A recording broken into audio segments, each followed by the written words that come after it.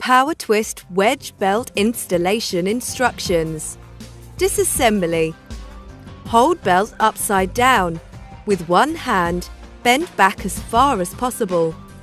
Twist one tab 90 degrees parallel with the slot. Pull end of link over tab. Repeat with the second tab.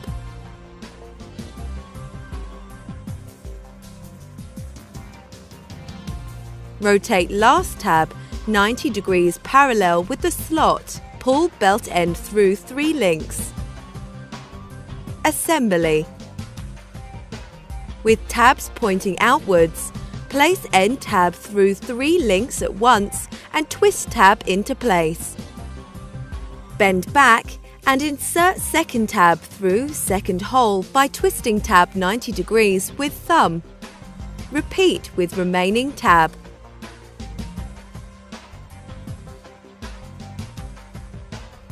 Ensure tab returns to position across belt.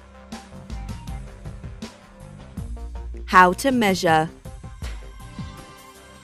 Pull the belt hand tight around the pulleys, overlapping the last 3 tabs with the 3 corresponding holes when pulled snug.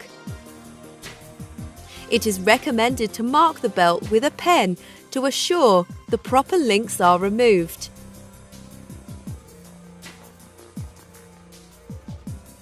Disassemble the belt, removing the marked tabs.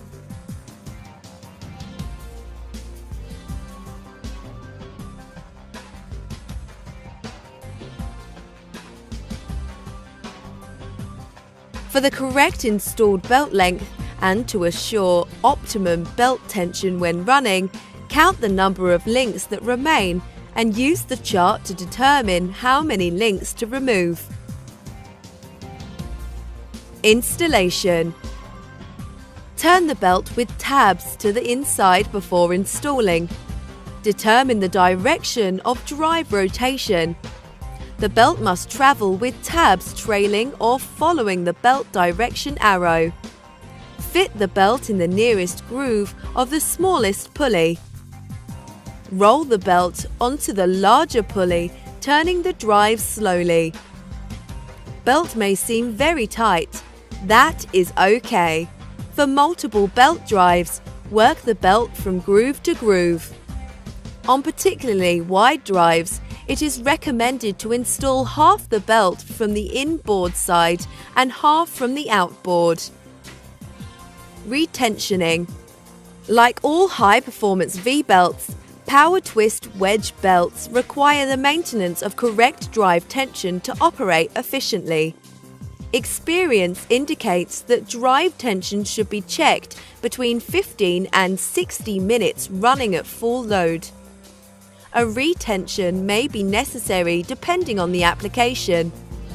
Any initial belt stretch is then taken up. Subsequently, belt tension should be checked periodically and adjusted when necessary.